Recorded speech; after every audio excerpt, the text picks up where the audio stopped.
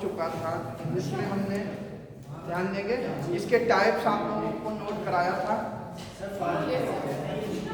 Forest का types note कराया था, जिसमें एवरग्रीन फॉरेस्ट, डिसूडियस फॉरेस्ट, केवल उनका टाइप ही बताया था। उनमें जो वृक्ष होते हैं कौन कौन से यूज के होते हैं वो सब चीज़ें नहीं बताई थी।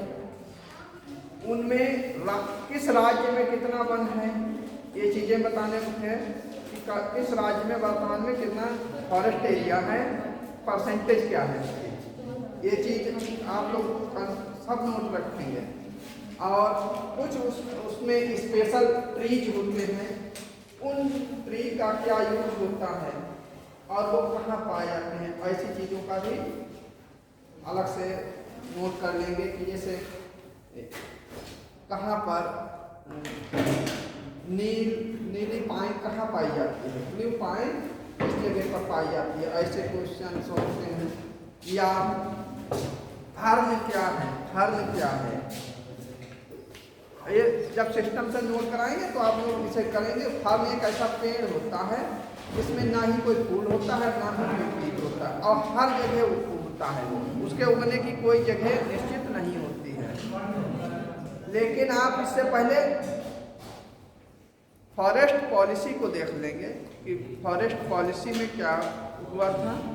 सबसे पहले तो देखेंगे कि जब हमारा भारत आज़ाद नहीं हुआ था उससे पहले भी कई चीज़ें कई जगहों पर मिलता है कि 1895 में भारत के वनों की गणना के लिए लॉर्ड डलहौजी के समय से ही इसमें किया गया, लेकिन वो मान्य नहीं हो पाया, उस समय पूरी गणनाएं नहीं हो पाई थी।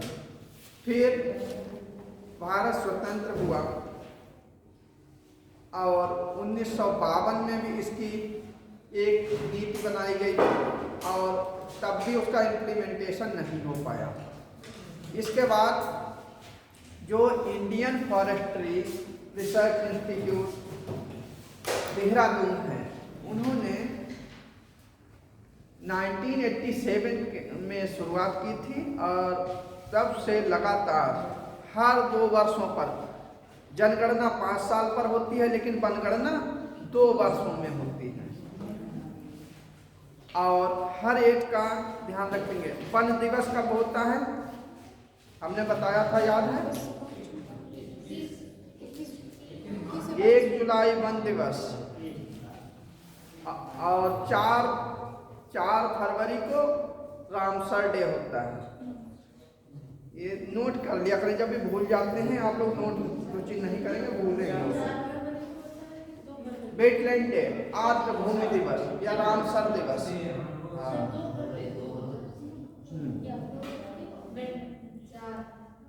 और 1 जुलाई को वन दिवस मनाया फॉरेस्ट।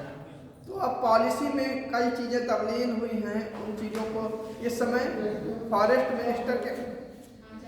मिनिस्टर भी समझते होंगे आप लोग, भूपेंद्र यादव है इस समय।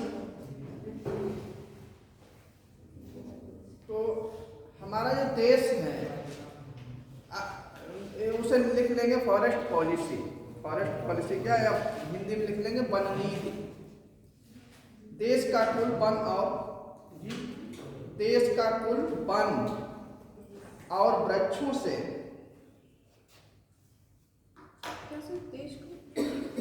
देश का कुल वन और वृक्षों से भरा हुआ, हमने वन क्षेत्र अलग पढ़ाते थे और वृक्षों से भरा हुआ क्षेत्र अलग।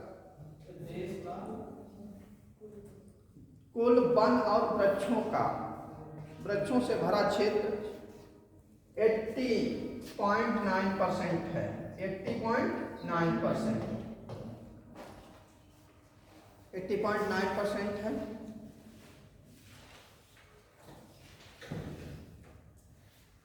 इसे परसेंटेज में नहीं, इसे मिलियन हेक्टेयर में लिखेंगे। मिलियन हेक्टेयर, इतने मिलियन हेक्टेयर भाग पर वन क्षेत्र है, जो देश के कुल भौगोलिक क्षेत्रफल का 24.62% है। जो जो देश के कुल भौगोलिक क्षेत्रफल का 24.62% है। कभी कभी पूछ लिया जाता है वन का एरिया कितने प्रतिशत है।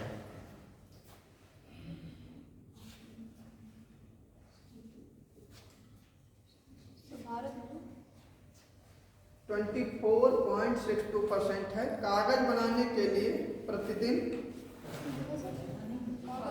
नहीं, ये चीज ध्यान रखेंगे। इसी में बीच में एक चीज ध्यान रखेंगे, जो बीच को हम ऐड कराएंगे, ये उसी का भाग है। जैसे कागज बनाने के लिए भारत में क्या होता है, प्रतिदिन 200 से अधिक पेड़ काटे जाते हैं।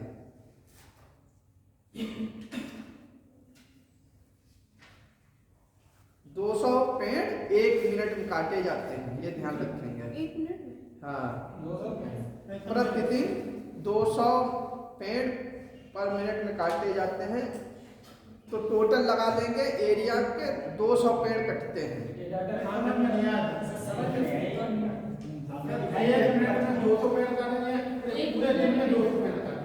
तो पूरे दिन का जो डाटा है वही लिखेंगे 200। प्रति मिनट में जो है लगभग 1 पेड़ मान लेते हैं कि 1 पेड़ लगभग कटा, कभी 2 कट जाते हैं, कभी 4 कट जाते हैं, औसत निकाल लेते हैं। 200 पेड़ जो है रोज मान लीजिए काटे जाते हैं, औसत है ये। किसी दिन 2-4 पेड़ ज्यादा भी होंगे तो किसी दिन 2-4 कम भी होंगे।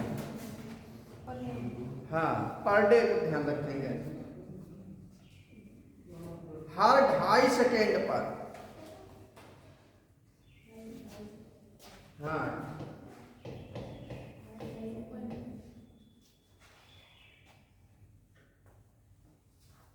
1 पेड़ काटा जाता है।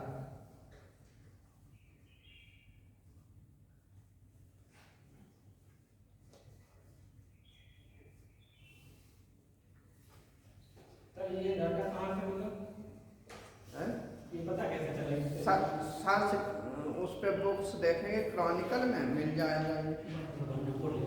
क्रॉनिकल इस पे अब रिपोर्ट नोट कराएंगे। इससे पहले अभी हम एक वर्ड बोले थे, उसे ध्यान देंगे। अभी उसकी डेट कुछ मिस्टेक कर गए थे। 1 जुलाई को हमने बताया था वन दिवस, और 2 फरवरी वेटलैंड डे है, 4 नहीं है।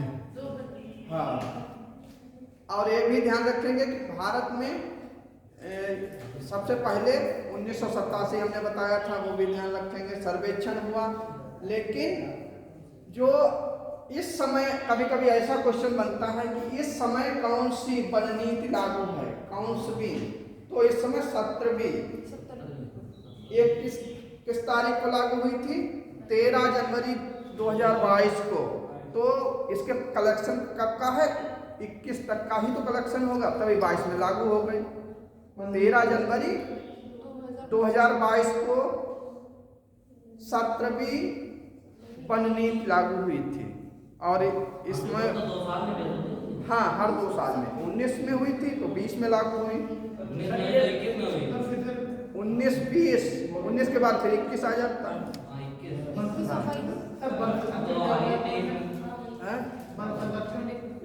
वन संरक्षण वो होता है जिसका हम प्रोटेक्शन करते हैं, किसी बचाव करते हैं। वन संरक्षण प्राचीन समय से है और भारत में इसके लिए 1952 के बाद नीतियां बनाई गई थी। सर, ये 2021 की जनगणना 10 साल बाद होती है। अरे ये जनगणना है, 2 बार नहीं, जनगणना की बात कर रहे हैं।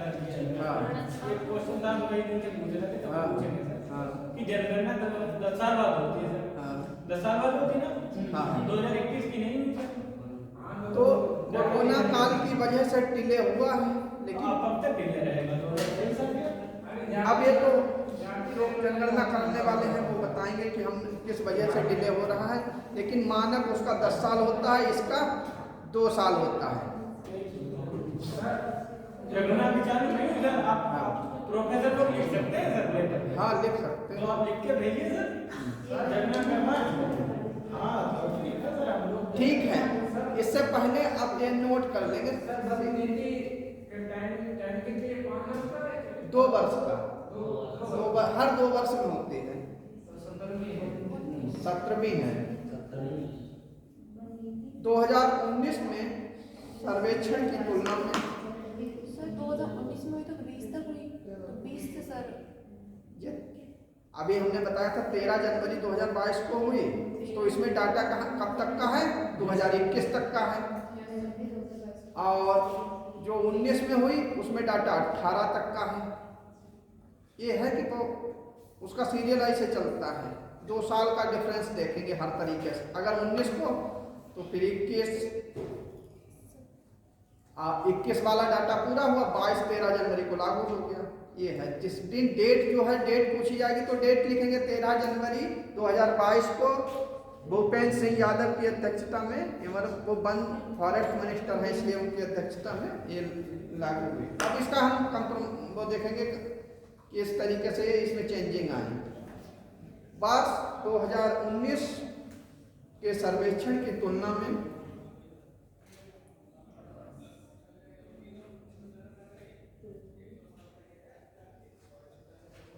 इस वर्ष लिख लें और या ऐसे लिख लें 2021।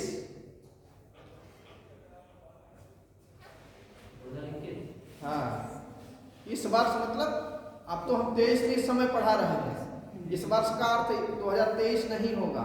21 का पूरा डाटा है, 22 में लागू हुआ था। हाँ, ये चीज ध्यान 2021 डेट ही लिखते हैं। हाँ, तो ये लिख लें 13 जनवरी 2022 डेट लिखें तो डेट तो है ये। वन भारत का वन क्षेत्र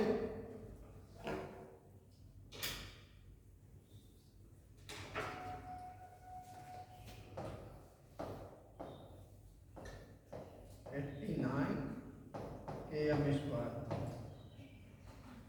713781 किलोमीटर स्क्वायर भारत का। हाँ, अगर कोई इसी चीज को हम हेक्टेयर में दिखाएंगे तो वही चीज आएगी जो हम पहले बता चुके हैं, ये वाली 80.9 मिलियन हेक्टेयर। ये डाटा और ये डाटा सेम है। अगर हेक्टेयर में है तो मिलियन हेक्टेयर में 8.9 करेंगे, और किलोमीटर में है तो ये करेंगे, वो उसमें मिलियन जुड़ गया है। एक हेक्टेयर का एरिया किलोमीटर स्क्वायर में लिखना होगा 100 किलोमीटर का हाँ, नहीं हेक्टेयर 1 वर्ग किलोमीटर। तो कुछ कम रहता है इसीलिए वो कुछ बढ़ जाता है। 100 वर्ग किलोमीटर कुछ कम होता है उससे पॉइंट में वर्ग मीटर होगा। हाँ, 100 वर्ग नहीं 100 वर्ग मीटर तो थोड़ा एरिया होता है, तो बहुत डिफरेंस होता है। हेक्टेयर अलग चीज होता है, मीटर अभी अलग चीजें होती हैं। लगभग 100 हेक्टेयर मानेंगे 1 वर्ग किलोमीटर को। 1 वर्ग किलोमीटर में 100 हेक्टेयर। आगे की तरफ नोट करेंगे जो कि देश के कुल भौगोलिक क्षेत्र का, जो कि देश के कुल भौगोलिक क्षेत्र का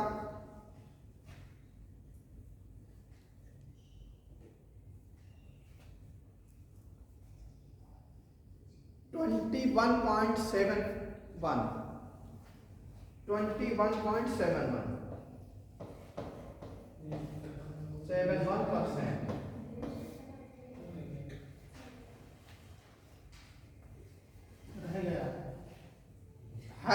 रह गया नहीं है लिखें। जो इस वर्ष 19 में, जो वर्ष 2019 के 19 में था 21.67, ये 19 में था 2019 में, और ये 2021 में है। ये जनगणना दिवस क्या था? 13 जनवरी।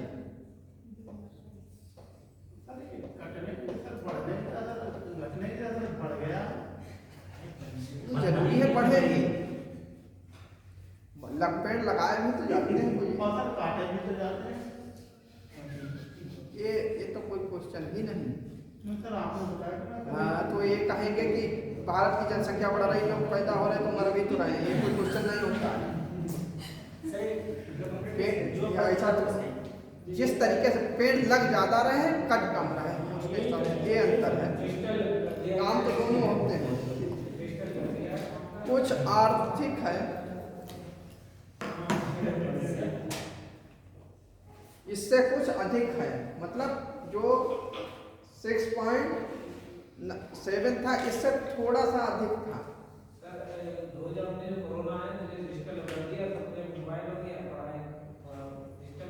हाँ हाँ, जबकि इसमें नोट भी करने याद रखेंगे। और 2019 कब था? ये दोनों का कंपैरिजन है। ये ऊपर वाला 2021 जो 13 जनवरी को अभी नीति लागू हुई उसका है, अब ये नीचे दिया है 2019 लिखा है इसका है। जबकि इसमें यदि वृक्षों के आवरण को जोड़ दिया जाए, इसमें केवल वन है, अब वृक्ष जोड़कर 24 पॉइंट हो जाएगा, बढ़ जाएगा। सर 2019 का 19 थोड़ी लिखेंगे, ऐसे लिखेंगे नहीं, तो मतलब सर आपने जो कंप्लीट। बताया है कि जो वृक्षों में यदि जबकि वृक्षों में यदि ये लिखेंगे कि जबकि इसमें वृक्षों के आवरण को जोड़ दिया जाए तो कुल क्षेत्रफल बढ़, हाँ ये बढ़ जाएगा। 89,537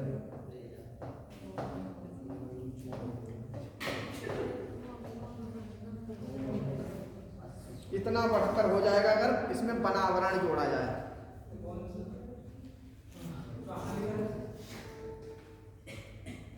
एट जीरो हम बोल रहे हैं वो तो सुनने नहीं, अगर 809537 किलोमीटर स्क्वायर, या आप लोग देख रहे होंगे ये दिख रहा होगा 24.62%। ये वनावरण जब वृक्षों का आवरण जोड़ दिया जाएगा तो ये होगा, ये भी 2021 का है। अब कहेंगे किसमें नीति कब लागू हुई, ऊपर लिखा है 13 जनवरी 2022 को। डाटा एक कब तक का है, कब दिसंबर में 21 समाप्त हुआ, 22 को 13 जनवरी को लागू हुआ, इसलिए ये डाटा 2021 का है। सर यही जो ऊपर जो 80.9 मिलियन हेक्टेयर लिखा है, हाँ यही जो 80-95-37 किलोमीटर स्क्वायर है, नहीं ये है ये वाला, ये तो बढ़ गया, वो नहीं है। 713787 ये और ये सेम है, ये किलोमीटर स्क्वायर में है, वो मिलियन हेक्टेयर में है। ये ध्यान रख, कहीं कंफ्यूज होंगे तो पूछ लेंगे। केवल वृक्षों का आवरण, अब कभी कभी केवल वृक्ष आवरण पूछ लिया जाता है। वृक्षों का आवरण 95748 किलोमीटर स्क्वायर है। 95748 किलोमीटर स्क्वायर है।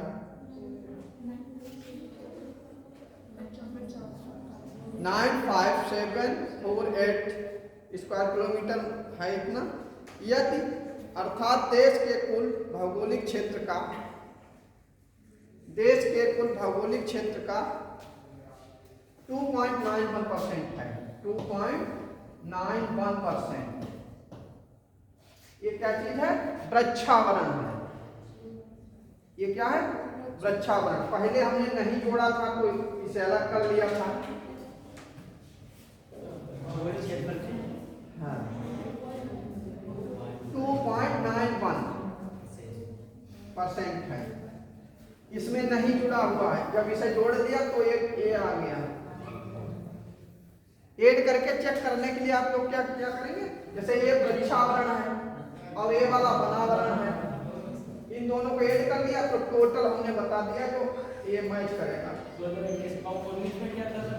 19 का तो वृक्षावरण कम था। ये वृक्षावरण बढ़ता है निरंतर। हाँ हाँ बढ़ जाता है, बढ़ता रहता है। जैसे किसी ने पेड़ लगा दिए वो तो अच्छा हो रहा है, वो वन नहीं आएंगे, वो वनों की श्रेणी में नहीं आते। तो ये बढ़ रहा है ना। हाँ, देश में के 17 राज्यों में, अब ये मेन चीज है, इसे नोट कर लेंगे, एक भी मिस नहीं करेंगे। 17 राज्यों और आवलिक करके केंद्र शासित प्रदेश भी लिख लेना, उनमें केंद्र शासित प्रदेश भी जुड़ेंगे। प्रदेशों ने अच्छा प्रदर्शन किया है, क्योंकि वहां 33% से अधिक भौगोलिक क्षेत्र, क्योंकि यहाँ 33% से अधिक भौगोलिक क्षेत्र, 15 ऐसे स्टेट हैं जिनमें 33% से अधिक वन पाए जाते हैं। उनमें कुछ केंद्र शासित राज्य भी हैं और कुछ स्टेट भी हैं, उनके नाम भी नोट कराएंगे, उनकी परसेंटेज भी बताएंगे, फिर सबकी बताएंगे कि किसमें क्या है। हाँ, ये कौन-कौन से हैं? हाँ, इनके नाम नोट कर लीजिए। बहुत है सर, नाम लिया तो क्या? हाँ, ये 17 है, 15 नहीं, 17 है ऐसे। ऊपर से 3 बता दीजिए सर, नीचे से। ठीक, क्योंकि इसमें यहाँ 33% से अधिक भौगोलिक क्षेत्र में वन है। इन राज्यों और केंद्र शासित प्रदेशों में, इन राज्यों और केंद्र शासित प्रदेशों में, मतलब स्टेट एंड यूनियन टेरिटरी में 5 राज्यों आवलिक केंद्र शासित प्रदेशों जैसे लक्षद्वीप, मिजोरम, अंडमान निकोबार, मिजोरम, अंडमान निकोबार द्वीप समूह, अरुणाचल प्रदेश और मेघालय।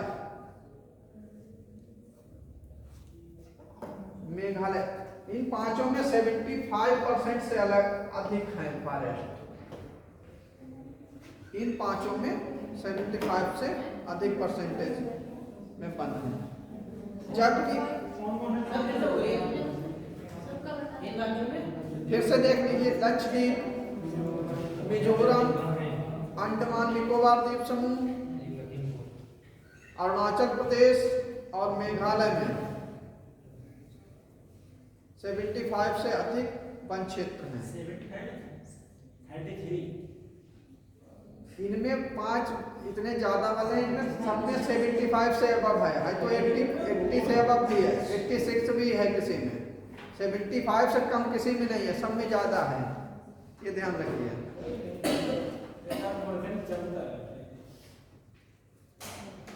जबकि 12 राज्यों में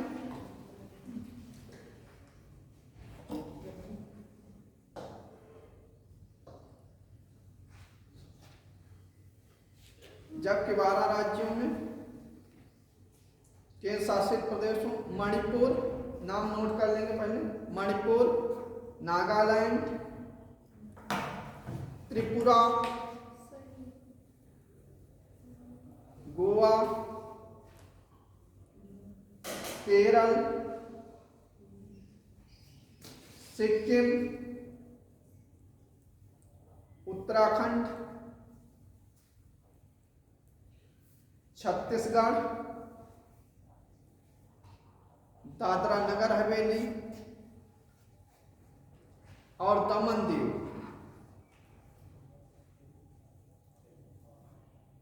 असम, उड़ीसा में वन क्षेत्र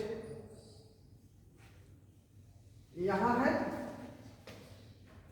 33 से लेकर 33% से लेकर 75 तक, इतना परसेंट ये मेंटेन करते हैं। हमारा राज्य बीच है, इसके बीच है 33 से सब में ज़्यादा है और 75 से सब में कम है। बनावरण में सबसे अधिक वृद्धि करने वाले, ऐसा कभी कभी क्वेश्चन आता है कि वृद्धि करने वाले कौन से हैं सर और कमी करने वाले कौन से हैं। ये ऐसे भी क्वेश्चन जहाँ जहाँ से बनेंगे वो सब नोट करेंगे आप लोग।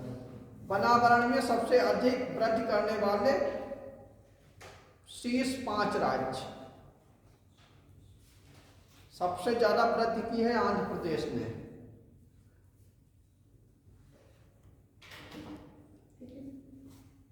(647 km स्क्वायर किलोमीटर में। और इसका जो अगर परसेंटेज देखेंगे तो ये 2.22 होगा, लगभग 2.22%। इतने ग्रोथ किया है आंध्र प्रदेश ने, वृद्धि की है। हाँ। तेलंगाना दूसरे नंबर पे तेलंगाना आता है, वो भी इसी का पार्ट था पहले, अलग हुआ। इसने 632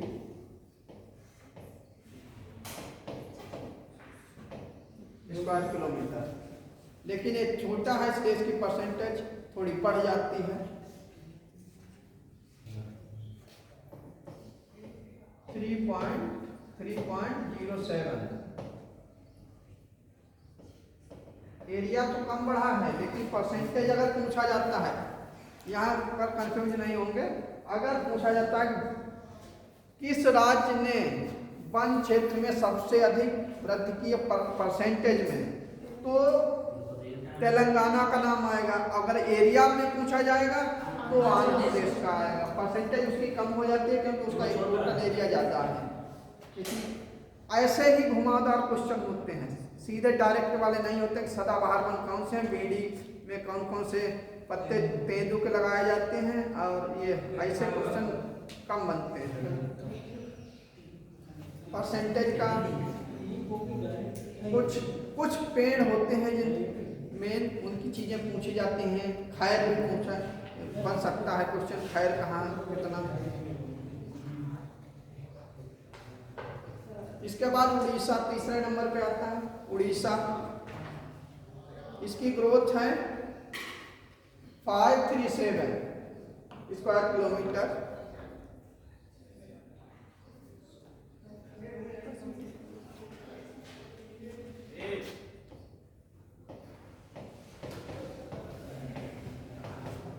ये एरिया उड़ीसा का बड़ा है इसलिए सभी परसेंटेज पिछड़ जाती है, और ये 1.04 है, 1.04%।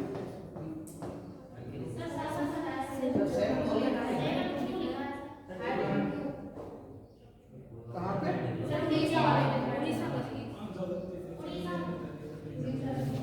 7 है। बोला सही था, उस पर रिटर्न हो गया। बोला यही होगा। फिर देखेंगे कर्नाटक को, वो 135 वर्ग किलोमीटर एरिया बढ़ाया है, 135 किलोमीटर स्क्वायर किलोमीटर। छत्तीसगढ़ 110, इनकी कोई खास परसेंटेज नहीं है, 1 से भी नीचे है। 110 स्क्वायर किलोमीटर। 1.1 है इसका, 0.11 है उसका कर्नाटक का, और 1.101 झारखंड का है। कर्नाटक के बाद झारखंड बताया होगा। छत्तीसगढ़ में ग्रोथ वृद्धि नहीं हुई है, झारखंड नोट करेंगे। हाँ।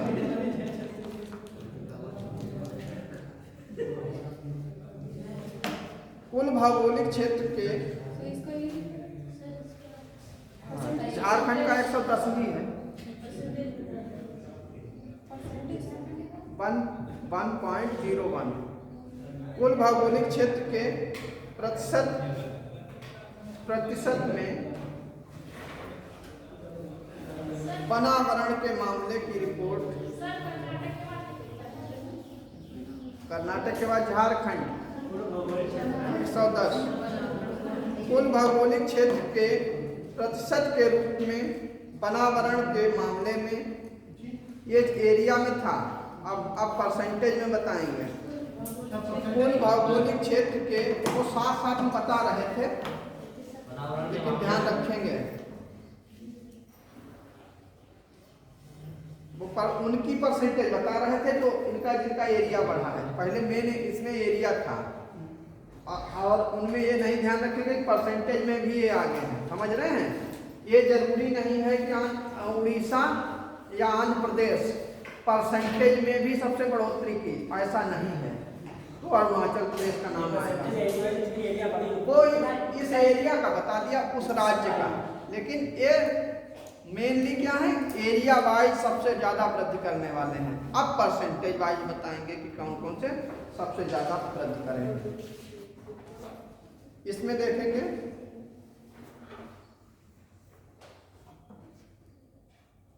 मिजोरम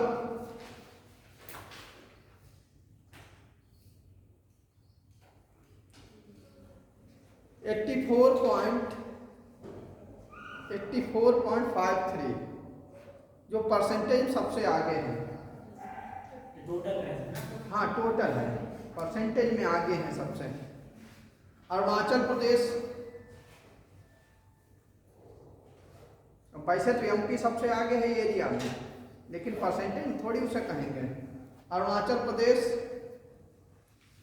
79.33%, मेघालय 76%,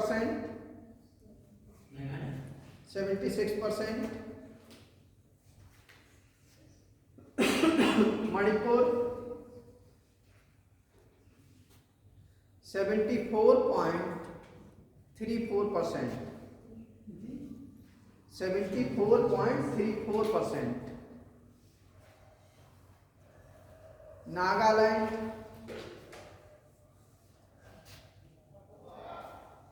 73.90%,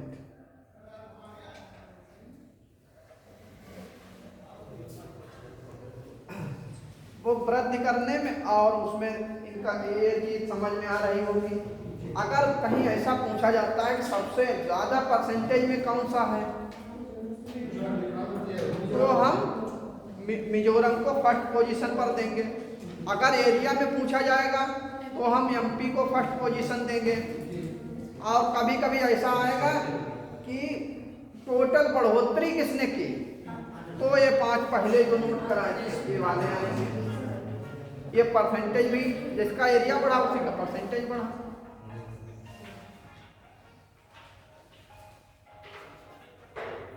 क्षेत्रफल की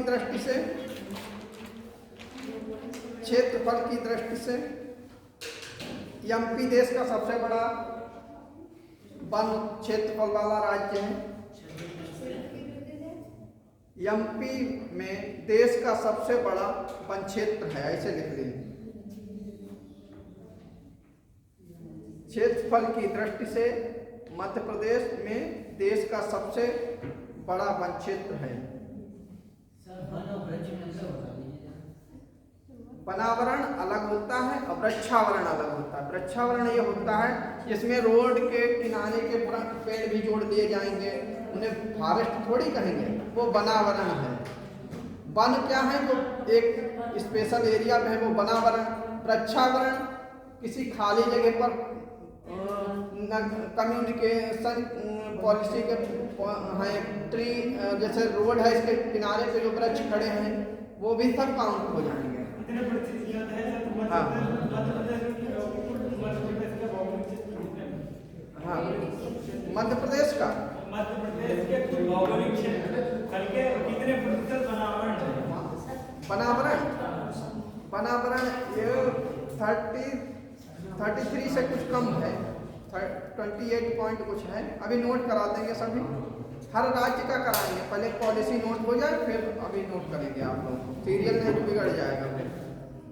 इसके बाद देखेंगे, इसके बाद अरुणाचल प्रदेश एरिया में भी अरुणाचल प्रदेश दूसरे पे है। चाहे परसेंटेज पूछा जाए या एरिया पूछा जाए, दूसरे नंबर पर अरुणाचल रहेगा। अरुणाचल प्रदेश दूसरे पर, तीसरे में छत्तीसगढ़, उड़ीसा और महाराष्ट्र हैं। क्रम वाइज नोट कर लेंगे।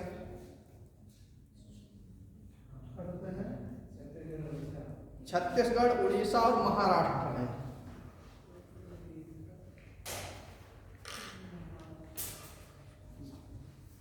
एक वर्ड को ध्यान देंगे, गरान फॉरेस्ट। गरान वन समझते हैं, ये मैनग्रोव को ही कहते हैं गरान। मैनग्रोव फॉरेस्ट को ही गरान फॉरेस्ट भी कहा जाता है। इसी को टाइडल फॉरेस्ट भी कहा जाता है। जो आज मैनग्रोव ही होते हैं जो नमकीन पानी में उगते हैं। हाँ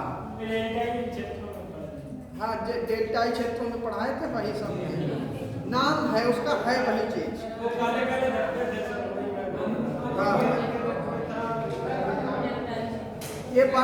ये गरान नोट करेंगे। गरान इसलिए बोल दिया है, कभी कभी हिंदी में गरान वर्ड आ जाता है मैनग्रोव के लिए, तो उससे परेशान नहीं होंगे, गरान भी वही है।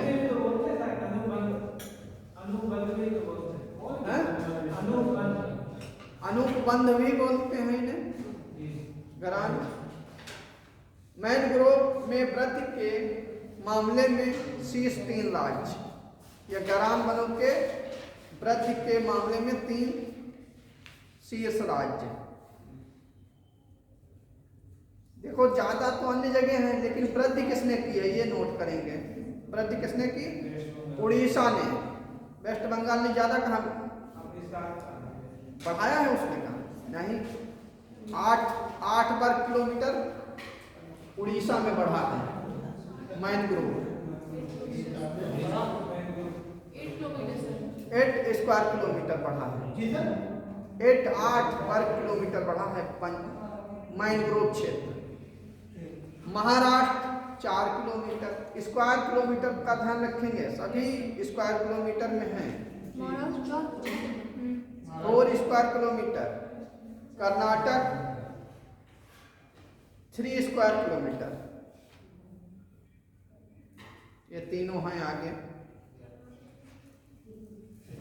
बांस के वनों में क्या लाइट चली गई, क्या हुआ?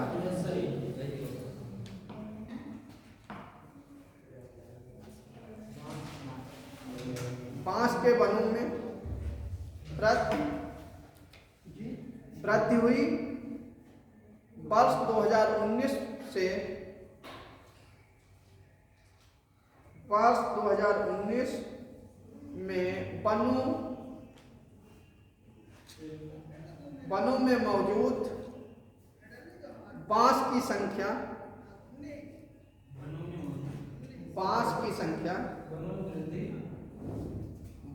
वनों में वृद्धि हुई। वनों में मौजूद बांसों की संख्या या बांस की संख्या, बांस के जो पेड़ एक जगह पे होता है उसमें कई होते हैं, उनकी संख्या गिन ली गई कितनी जगह पे हैं। तो ये हैं 13882 13,882 मिलियन से बढ़कर 2021 में 53,356 मिलियन हो गई। 300 मिलियन हो गए, 56 मिलियन हो गए।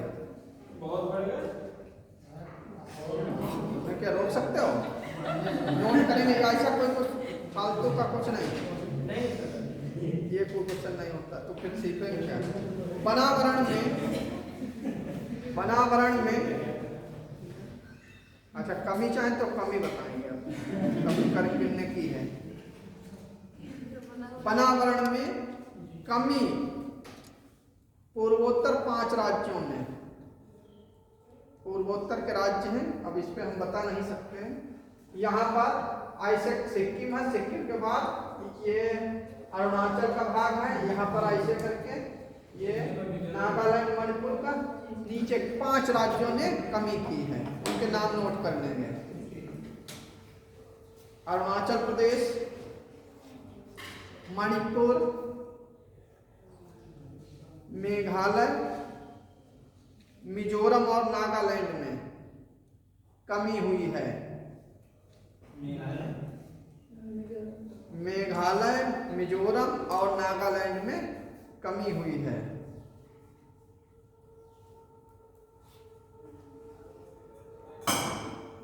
अब कुछ स्पेशल एरिया हैं, उन एरियाज में कितनी क्या क्या चीजें हुई हैं वो नोट कर लेंगे। बक्सा, बक्सा, बक्सा समझ में आ रहा है? ये नहीं ये संदूक नहीं, बक्सा जगह का नाम है। बक्सा वेस्ट बंगाल। अन्नामलाई तमिलनाडु और Indravati reserve, Indravati reserve locate करने के लिए छत्तीसगढ़ को ध्यान करेंगे। छत्तीसगढ़ में अभ्यारण्य अन्नामलाई तमिलनाडु, इंद्रावती रिजर्व छत्तीसगढ़ का। इंद्रावती का नाम नहीं सुना छत्तीसगढ़ में? पांच के तो पहले बता दिया कि इन्होंने कमी की, 5 राज्यों ने कमी की, उनमें अरुणाचल प्रदेश था, मणिपुर था, मेघालय, मिजोरम और नागालैंड। फिर एक बक्सा, बक्सा पश्चिम बंगाल का है, अन्नामलाई तमिलनाडु, इंद्रावती रिजर्व छत्तीसगढ़ का। ये सब क्या है? अभ्यारण्य और राष्ट्रीय उद्यानों के वन क्षेत्र में वृद्धि हुई, जबकि केवल यहां पर इसे अंडरलाइन कर लेंगे तेलंगाना, तेलंगाना में अब भद्रा, भद्रा कहाँ है ध्यान देंगे। पहले हमने बताया था भद्रा को, भद्रावती नदी पर आई थी, कर्नाटक का तुंगभद्रा, भद्रा कर्नाटक, और सुंदरबन रिजर्व पश्चिम बंगाल के वन क्षेत्रों में कमी हुई है। सुंदरबन रिजर्व पश्चिम बंगाल के वन क्षेत्र में कमी हुई है। अरुणाचल प्रदेश के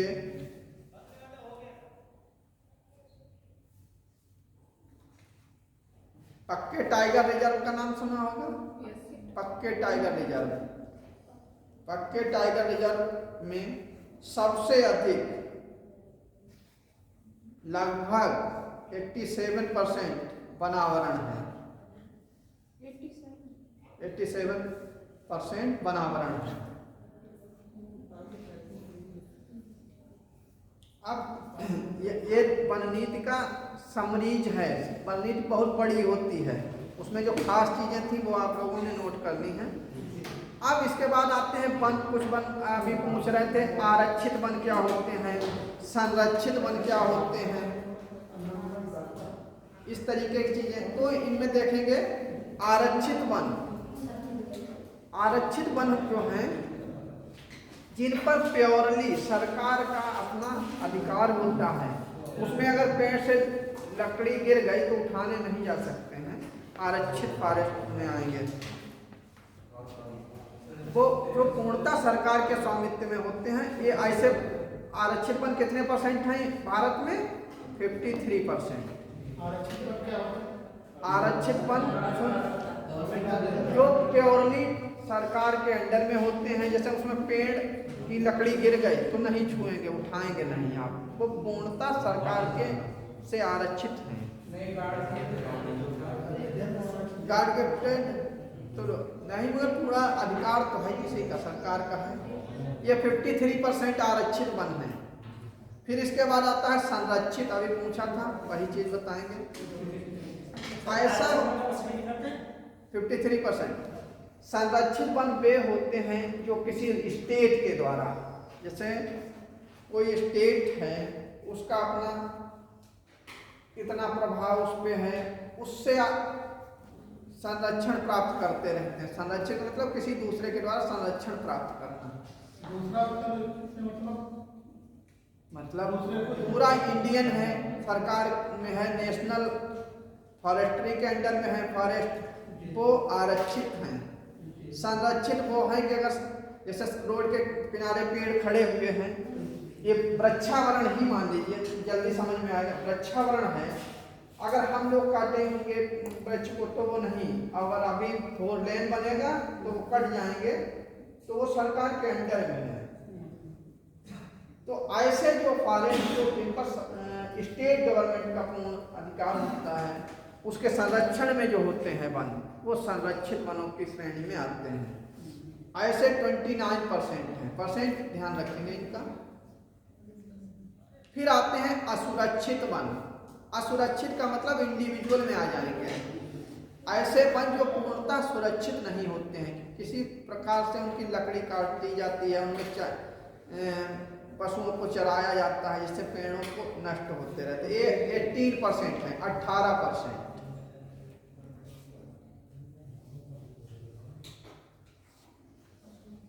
राज्य वन, कुछ राज्य निकाय के वन होते हैं, उन्हें ध्यान देंगे। राज्य वन जो पूर्णतः सरकारी नियंत्रण में होते हैं,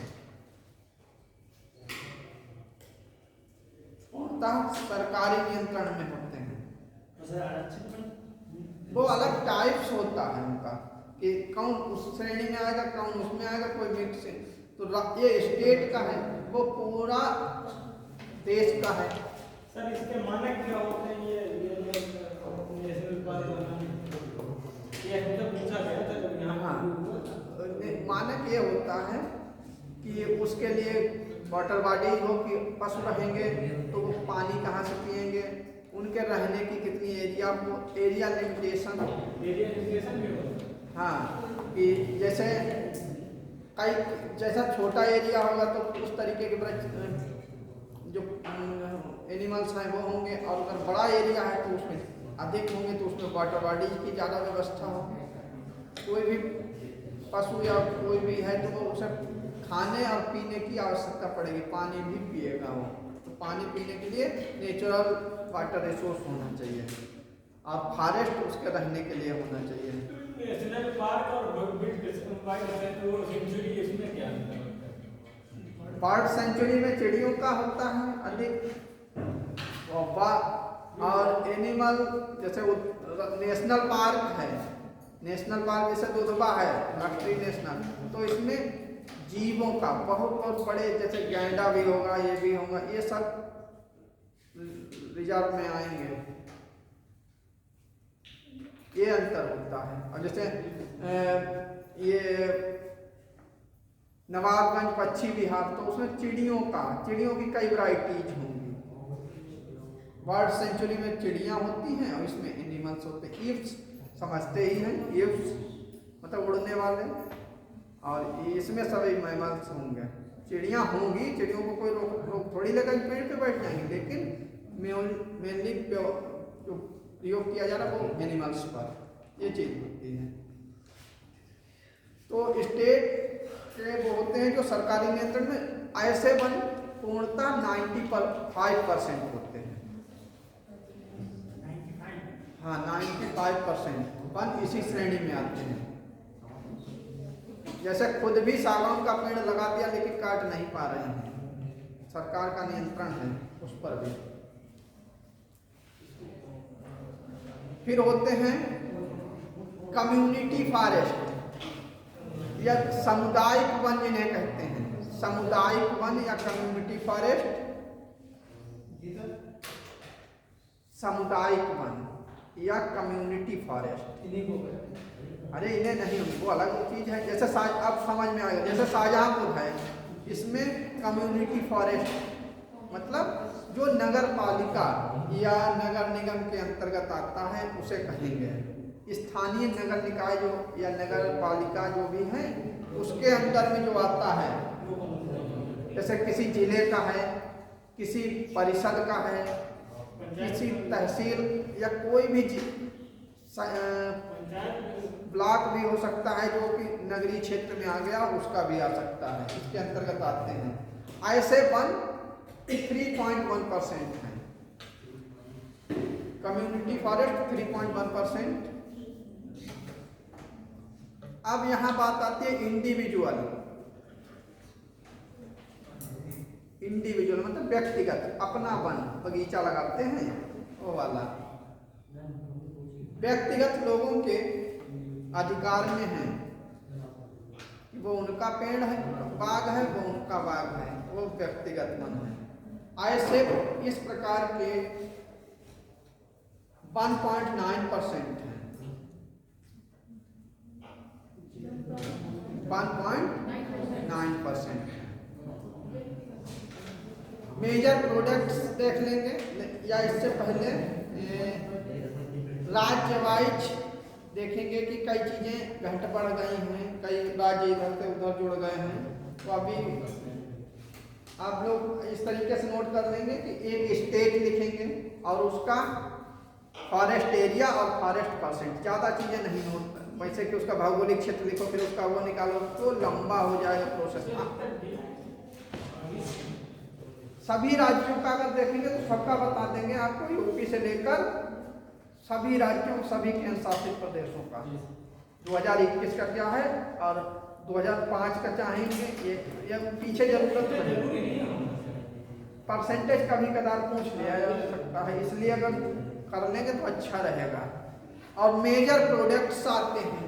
मेजर प्रोडक्ट्स में जैसे कहा गया कि जैसे एबोनी को ये एवरग्रीन फॉरेस्ट में आता है। एबोनी कभी कभी इस तरीके का क्वेश्चन उभरता है कि वो कौन सा वृक्ष है जिसकी लकड़ी काली होती है। एबोनी वही एबोनी वही आमूस हिंदी हो गई। एबोनी को हिंदी में आमूस कहते हैं। इसकी लकड़ी काली होती है और जैसे काली लकड़ी का यूज क्या होता है, बेल छड़ी बनाने के लिए और विभिन्न तरीके की चीजें जैसे फर्नीचर बनाने के लिए, इनके लिए सबके लिए यूज होता है। और मेन आता है सैंडलवुड, चंदन। चंदन कहाँ पाया जाता है? कर्नाटक और दूसरा राज्य बताइए। कर्नाटक और नीलगिरी के पूर्वी ढाल जहाँ पर तमिलनाडु का भाग आता है, तो कर्नाटक और तमिलनाडु में पाया जाता है। अब ये नहीं बताना है कि वो घिसकर लगाया जाता है, ये नहीं जरूरत है, आप समझना है एरिया को कहाँ पर क्या है। इसके बाद एक देवदार का पेड़ होता है जो हम पहले नोट कराए थे आप लोगों को।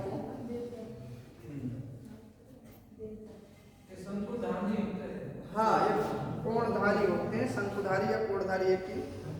सिल्वर फर भी अलग प्रोडक्ट होता है जिसे श्वेत सनोवर के नाम से जाना जाता है। श्वेत सनोवर हिंदी में पढ़ेंगे तो श्वेत सनोवर लिखा होगा।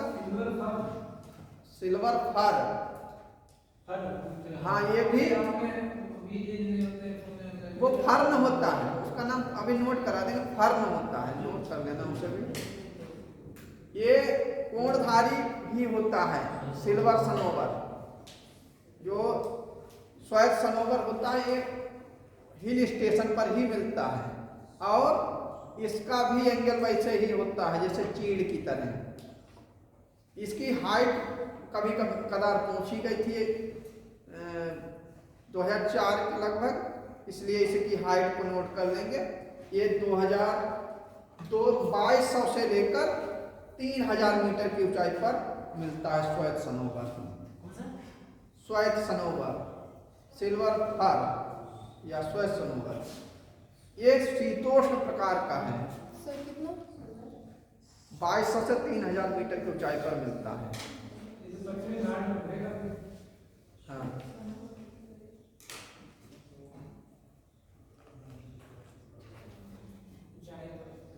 ये वृक्ष जो होते हैं लगभग 60 मीटर तक ऊंचे हो जाते हैं और बहुत 6-7 मीटर तक मोटे भी हो जाते हैं।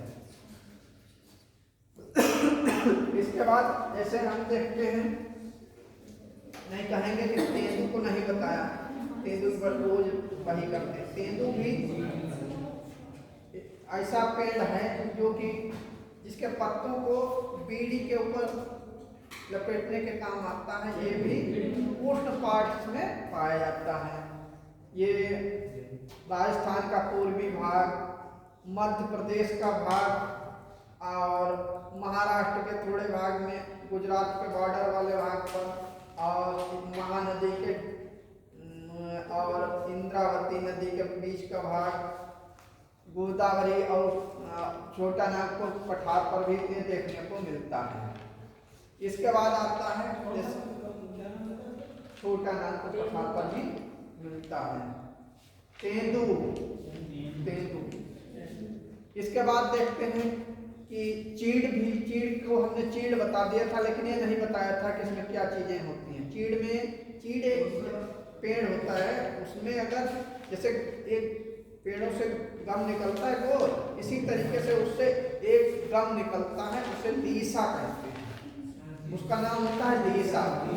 जब क्वेश्चन आएगा तो ये पूछा जाएगा लीसा किससे प्राप्त होता है, तो चीड़ के पेड़ से। एक ऐसा होता है लीसा। क्या बनता है लीसा से? लीसा से सुगंधित चीजों में भी यूज किया जाता है, पॉलिश भी में भी यूज किया जाता है और राल के साथ भी इसे यूज किया जाता है। राल बनता है, तारपीन के तेल में भी यही यूज होता है, पिरोजे में भी ये यूज हो जाता है, कई चीजों में इसका यूज रहता है। इसके बाद देखेंगे कि इसके प्रोडक्शन के साथ साथ में खैर आता है, एक पेड़ खैर होता है।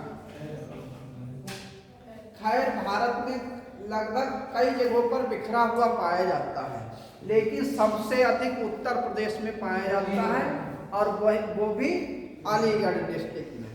अब ये बताने की जरूरत नहीं, उसे पान के साथ खाए, ये फिर लंबी नहीं कहना है। इसकी छाल, ये पेड़ होता है और ये किस प्रकार का, कभी कभी ये होता है कि खैर किस प्रकार की वनस्पति का वृक्ष है, तो उसे ध्यान रखेंगे। ये डिसुडियस फॉरेस्ट है, पतझड़ी वन है, ये पतझड़ प्रकार का वन इसमें पाया जाता है। फिर एक फर्न है, फर्न, वो सिल्वर फर था, अब केवल फर्न है।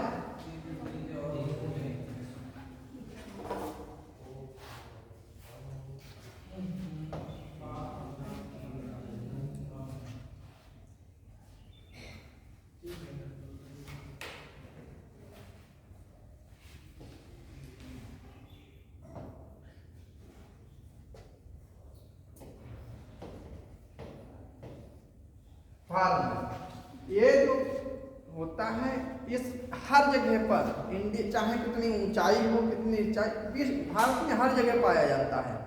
इसमें ना कोई फूल होता है और ना ही कोई बीज होता है। जब ऐसा एकदम अगर बाई चांस क्वेश्चन होता है तो हमें समझ में आता है कि ये किस तरीके का है। जैसे कहा जाए कि ना जिसका बीज है ना जिसका फूल है, वो कौन सा पेड़ है, तो फर्न को टिक करेंगे। लेकिन हाँ, लेकिन पहले देखने में अजीब लगेगा कि इसका फूल और बीज है नहीं, वो उत्पन्न कैसे हुआ। केला में फूल आता है, फूल बीज एक साथ नहीं जुड़ेगा। तो ये कैसे होता है? तो है कैसे होता है? इसमें ना ही बीज होता है ना ही ये पेड़ लगाया जाता है तो प्लांटिंग करी जाती होगी। हाँ, प्लांट नहीं, खुद होता है, खुद होता है लीचन की तरह ही उत्पन्न। जैसे गाय नहीं अपने आप उत्पन्न होती है, वैसे ही ये उत्पन्न होता है हर जगह अपने आप। हाँ, घास जैसा होता है, बिखरा हुआ होता है। देवदार, देवदार भी इम्पोर्टेंट रहता है। अरे बता देंगे, पूरा ही कुछ नहीं गया, अभी तक चले गए यहाँ से, सब बता देंगे। 30 मीटर ऊंचा होता है देवदार। पलाश कहोगे मुंह से पलाश निकलने लगे हैं। ये कश्मीर की क्या सर नाम क्या है? देवदार, ये कश्मीर और चंबा जिले में, कौन सा? चंबा चंबा हिमाचल का में 1690 से 2400 मीटर की ऊंचाई पर पाया जाता है। 1690 से 2400 मीटर की ऊंचाई पर पाया जाता है। बहुत चीजें इसमें होती हैं कि ये खड़ा होता है, इसकी जड़ें, ये सब नहीं जरूरत, जो खास चीज है वही नोट कराएंगे। एक कठोर पेड़ क्या है कि सर जी इसकी देवदार की पेड़ की है 1600 से 1600। ये उतनी ऊंचाई पर उत्पन्न होता है, इसकी ऊंचाई थोड़ी है। ये 50 से 35 से 50 मीटर तक लगभग ऊंचा होता है पेड़। इसकी लकड़ी काफी कठोर पीले कलर की होती है।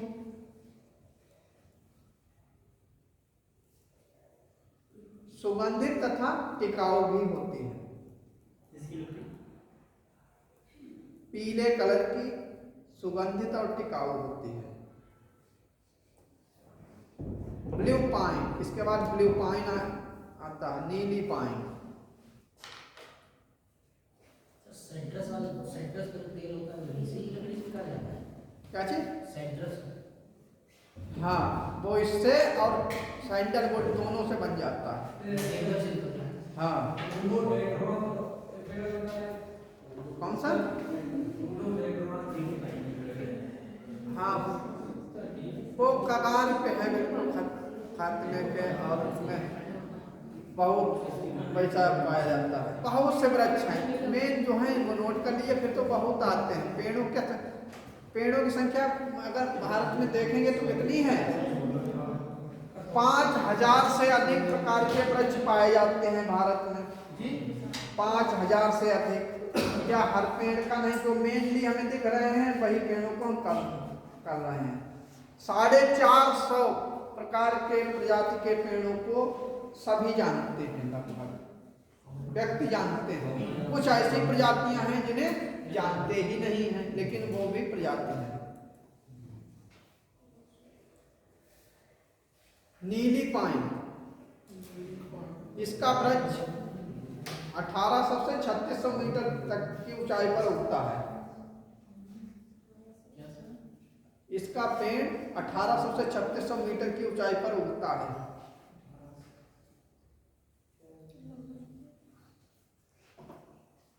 से 3600 मीटर की ऊंचाई पर पाया जाता है या उगता है। इसके वन अधिकतर, अभी बता दिया था, चंबा जिला, चंबा जिले में ही चंबा घाटी है। चंबा घाटी नोट कर लेंगे इसमें। चंबा घाटी से पूर्व की ओर वैसे तो त्रिपोली से लेकर पूरा नेपाल तक फैला हुआ है। चंबा घाटी, चंपा नहीं, चंबा। हाँ, पूर्व में की ओर ये त्रिपोली से लेकर पूरा नेपाल तक फैला हुआ है, लेकिन हमें नेपाल पढ़ना नहीं है, तो ये त्रिपोली से पूरब की ओर भागों में पाया जाता है। ये नोट कर लेंगे। त्रिपोली जगह का नाम है, शाहजहांपुर क्या है, ऐसा त्रिपोली है। डिगबोई तो अलग है, त्रिपोली कहाँ है? डिगबोई जोड़ती, डिगबोई असम में है, और त्रिपोली हिमाचल प्रदेश के चंबा घाटी के पास से बता रहे। सिर का पैर नहीं पड़ेंगे।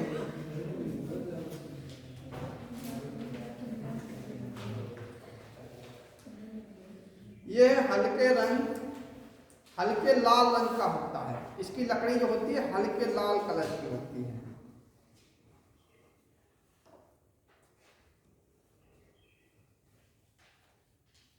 इसकी लकड़ी से साज सज्जा का सामान,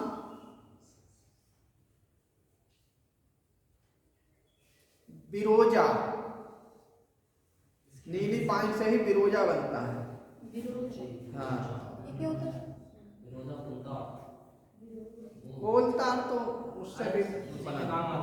नहीं, बिरोजा अलग चीज होता है, तारकोल अलग चीज होता है। तारपीन का तेल, तारपीन का तेल भी, तारपीन का तेल, और ये लकड़ी के स्लीपर वगैरह भी यूज किया जाता है। कठोर स्लीपर,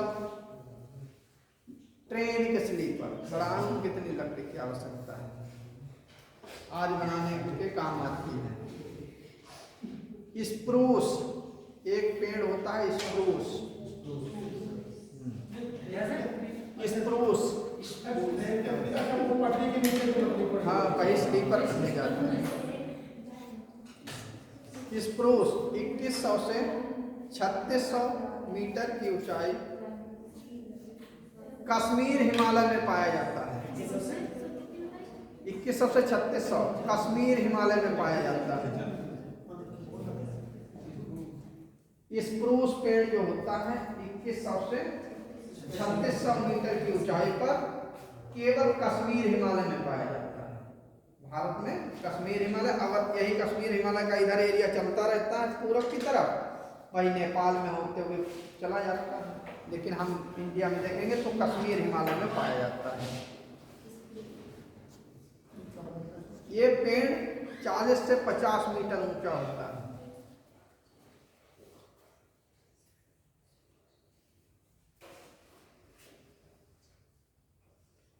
टीक सभी जानते हैं, ये खड़ा है यहाँ पे, ये पेड़ खड़े हुए हैं, टीक सागौन, इसके विषय में समझते हैं।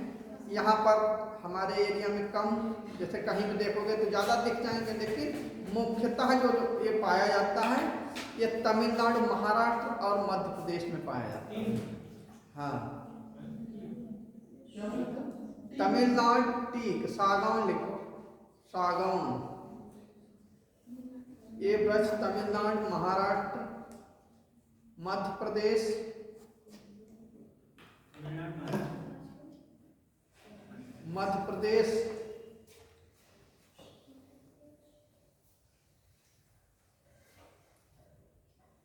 वेस्टर्न कोस्ट पर पूरा पाया जाता है। यहाँ वेस्टर्न कोस्ट पर पाया जाता है,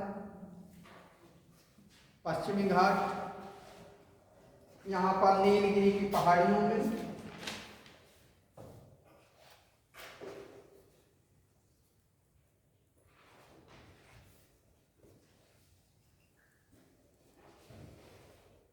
यहीं पर हमने कुछ और, ये पालनी और अन्नामलाई, और इन तीनों पर पेड़ों के नाम बताए थे, उसका क्या नाम बताया था?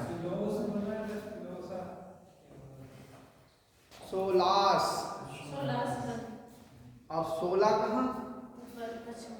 ये यहाँ पर सहाद्री का उत्तरी भाग। ये भी इम्पोर्टेंट, फिर याद दिला दी, ये चीजें इम्पोर्टेंट हैं इसलिए बार बार उनका ध्यान दिला रहे हैं। नीलगिरी की पहाड़ियों के निचले भागों तथा उड़ीसा में पाए जाते हैं सागौन। सागौन बता रहे हैं, उड़ीसा में पाए जाते हैं। इसके मुख्य क्षेत्र, अब सबसे ज्यादा तो मध्य प्रदेश में है, लेकिन मुख्य क्षेत्र क्वेश्चन घुमाव देगा, वहां पर कंफ्यूज नहीं होंगे। मुख्य क्षेत्र महाराष्ट्र में गढ़चिरौली, महाराष्ट्र का गढ़चिरौली तथा चंद्रपुर जिले, तो जिले महाराष्ट्र के। मध्य प्रदेश चंद्रपुर, चंद्रपुर जिले, गढ़चिरौली और चंद्रपुर, ये महाराष्ट्र के। मध्य प्रदेश के होशंगाबाद जिले में, होशंगाबाद जिला है। तो अगर कभी मुख्य क्षेत्र पूछे जाते हैं कि सागौन के मुख्य क्षेत्र कहाँ हैं, तो हमारे माइंड पर यह होता है कि मध्य प्रदेश में सबसे ज्यादा है, तो फर्स्ट नंबर पर वही होगा, लेकिन गढ़चिरौली फर्स्ट नंबर पे आएगा। महाराष्ट्र में पहुंच जाएंगे जब। ये एक मुख्य क्षेत्र का मतलब किस जगह पर जाता है, और टोटल जोड़ा जाता है तो राज्य बहुत बड़ा होता है, टोटल मिला के बहुत ज्यादा हो जाता है। वहाँ पर भी इनका कटान हाँ, ज्यादा ही है। और मध्य प्रदेश का भी है, होशंगाबाद का एरिया डेवलप है, सबसे ज्यादा वहीं पर पाए जाते हैं। वहाँ पर ये इनका कटान हाँ लगाए जाते हैं, लेकिन प्रतिबंधित रहता है, रिजर्व में आते हैं। हाँ सर ऐसा क्यों है कि इसे रिजर्व में क्यों दिया गया, अकेला है सर? नहीं, इसे इसलिए कि इसका संरक्षित किया गया है, इन पेड़ों को संरक्षित किया गया है कि इनकी संख्या वहाँ बढ़े, और इनके अकॉर्डिंग वहाँ पर ये डिसोडियस फॉरेस्ट हैं, इन्हें जो है 100 सेंटीमीटर तक वर्षा में ये जीवित बने रहेंगे, फिर वहीं उसके टाइप्स में चले जाओगे।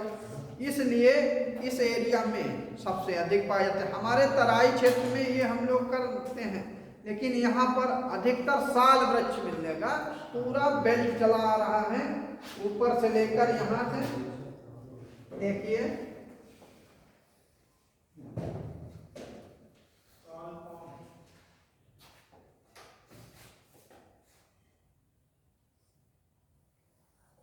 ये पूरा उत्तराखंड का भाग, और ये यूपी का ऊपर ऊपर का लखीमपुर और पीलीभीत पूरा होते हुए बिहार पश्चिम बंगाल तक का पूरे किनारे किनारे पर साल वृक्ष पाया जाता है, इसे कोरों कहते हैं। हाँ, वो तराई क्षेत्र में पाया जाता है। तो हर जगह की अपनी रीजन्स होती हैं कि वो कहाँ कहाँ पाए जाते हैं। ये भी साल को भी याद रखेंगे, साल भी बहुत मजबूत होता है, और डिसोडियस में आता है क्योंकि पत्ते झाड़ गिरा देता है, अपने पत्ते गिराता रहता है। डिसोडियस फॉरेस्ट में आता है, लेकिन लकड़ी काफी अधिक मजबूत होती है।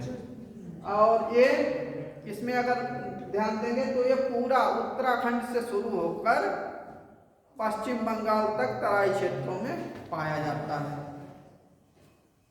लेकिन उसका क्षेत्रफल नोट कर लेना, कभी कदार सागौन का क्षेत्रफल पूछ लिया जाता है। इस सागौन वृक्षों के वनों का क्षेत्रफल, हाँ, ये 57,200 है स्क्वायर किलोमीटर।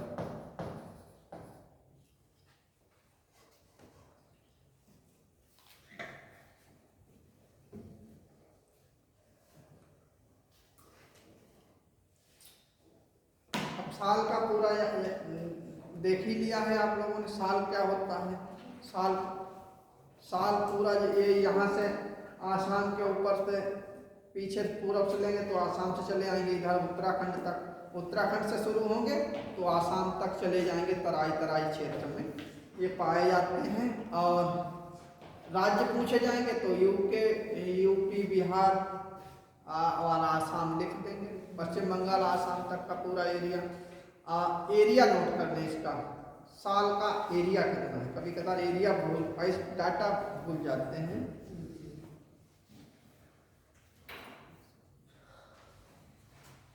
एक 1,06,500 स्क्वायर किलोमीटर।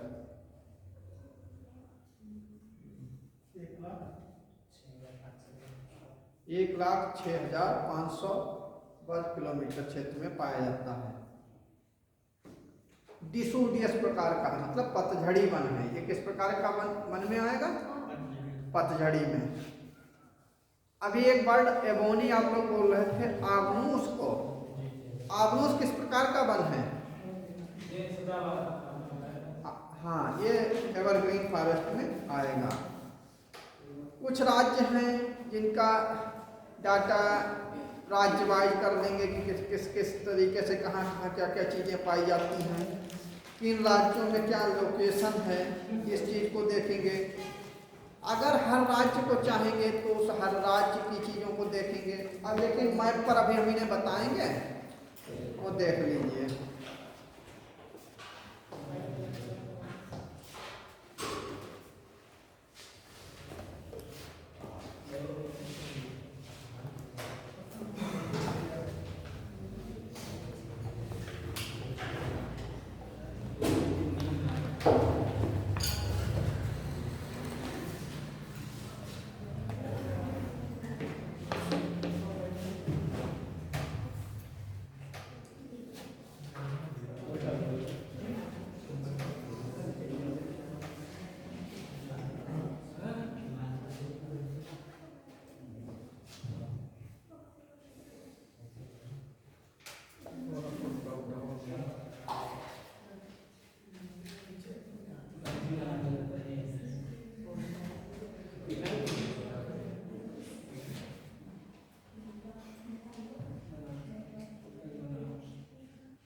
अब जो वो कटान बनते थे यहाँ पे, अब समझौते से बांग्लादेश के समाप्त हो गए हैं, लेकिन किताबों में पहले के बने हुए हैं, चीज़ों को ध्यान रखेंगे।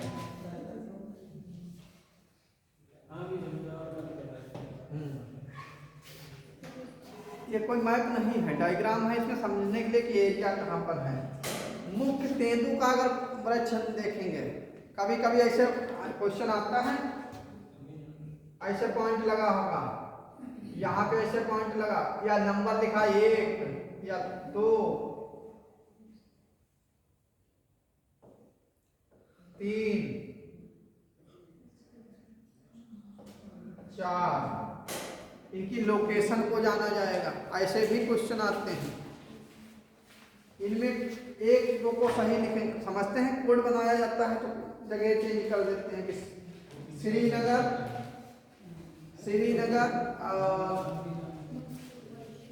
तिरुवनंतपुरम,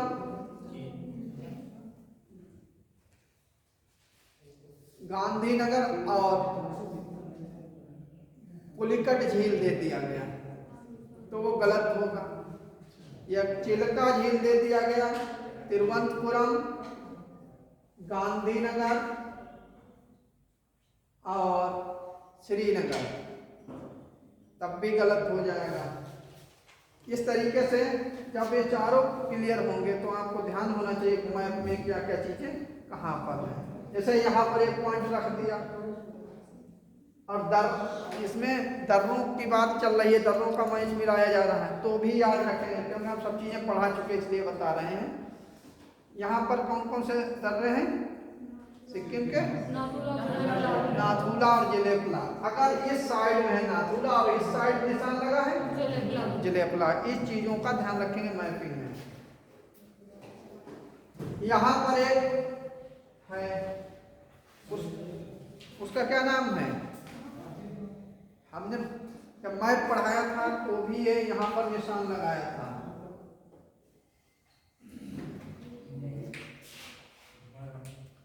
मिजोरम से ऊपर मणिपुर का एरिया, अब बताइए तुजू आएगा। यहाँ पर नेशनल, ये जरूरी नहीं है कि ये चीज, नेशनल पार्क पूछा जाने लगा तो एक पॉइंट यहाँ पे लगा है, एक यहाँ लगा है और एक यहाँ पे लगा हुआ है, एक यहाँ लगा हुआ है। तो ये सब क्या है, ये कौन सा है यहाँ? मानस असम का। ये वाला पेरियार। इसी तरीके से भारत का, अब यहीं पर क्वेश्चन बनता है, भारत का सबसे छोटा कौन सा रिजर्व है? हाँ, अरुणाचल का है। अभी बना के दिखाएंगे, अब बताना, अभी नाम याद कर लो।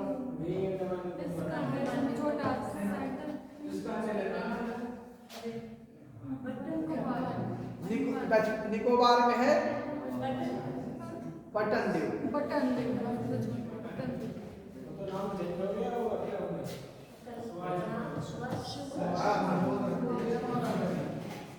लेकिन रिजर्व का नाम जो है अभी ध्यान रखेंगे, उस बटन जो है निकोबार में ही है, नाम चेंज हुआ है, साउथ बटन द्वीप के नाम से जाना जाता था पहले, अब सुभाष चंद्र के नाम से जाना जाता है। लोकेशन आएगी तो अगर लोकेशन परफेक्ट है तो आप लोग उसे आराम से चीज़ों को कर लेंगे। यहाँ पर देखेंगे ये दिख रहा है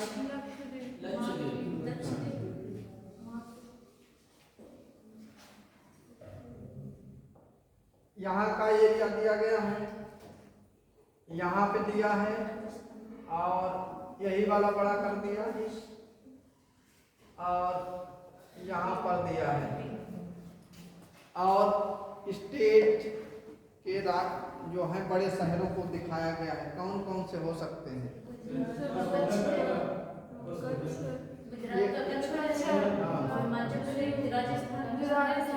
जैसलमेर,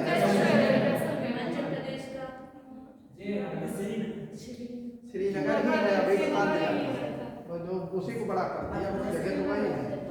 इसके बाद अन्य बताया नहीं। इस तरीके के भी मैप आएगा और उसमें पॉइंट लगे हुए होंगे, उसे भी करना होगा।